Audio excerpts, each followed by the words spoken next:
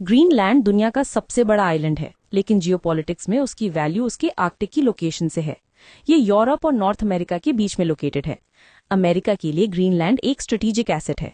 America Greenland का control चाहता है।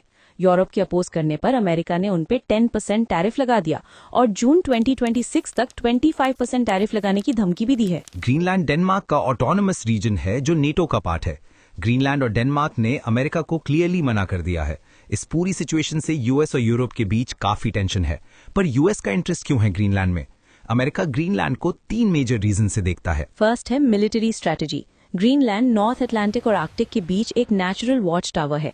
यहीं पर पिटोफिक स्पेस बेस है जो यूएस के मिसाइल वार्निंग सिस्टम्स के लिए क्रिटिकल है। रशिया से आने वाले बैलिस्टिक मिसाइल्स का अर्ली डिटेक्शन यहीं से होता है। अमेरिका को ये लोकेशन एक डिफेंसिव एज देता है। दूसरा रीजन है चाइना और रशिया का प्रेशर।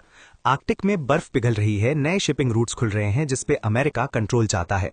ये नए profitable trade routes shipping distance significantly reduce करेंगे एंड टाइम एंड कॉस्ट दोनों बचेगा। चाइना खुद को निया आर्कटिक पावर बोलता है। रशिया आर्कटिक मिलिटराइजेशन ऑलरेडी बढ़ा चुका है। यूएस नहीं चाहता कि ग्रीनलैंड किसी और के इन्फ्लुएंस में जाए। तीसरा रीजन है rare earth minerals. Electric vehicles, missile, satellite, semiconductor या टेक, सबके लिए रेयर अर्थ्स चाहिए। चाइना इनका लार्जेस्ट सप्लायर है। ग्रीनलैंड यूएस को चाइना डिपेंडेंसी कम करने का ऑप्शन देता है। ग्रीनलैंड पेट्रोलियम और नेचुरल रिसोर्सेज का भी गोल्ड माइन हो सकता है। ग्रीनलैंड ऑटोनॉमी चाहता है, इन्वेस्टमेंट भी, लेकिन कंट्रोल नहीं।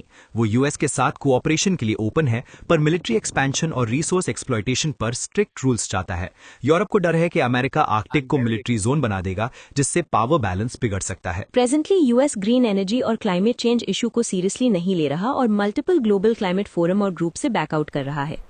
क्या ग्रीनलैंड पे कंट्रोल यूएस की लॉन्ग टर्म स्ट्रैटेजी का एक पार्ट है? अमेरिका पहले ग्रीनलैंड को बाय करना चाहता था, पर आज इन्वेट करने का ऑप्शन भी कंसिडर कर रहा है। क्या अमेरिका ग्रीनलैंड में रेफरेंडम करवाएगा या मिलिट्री ऑप्शंस देखेगा?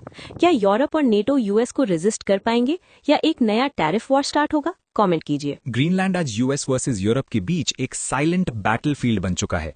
ये कॉन्फ्लिक्ट बर्फ पर नहीं, मिसाइल्स, मिनरल्स और मैरिटाइम रूट्स पर है।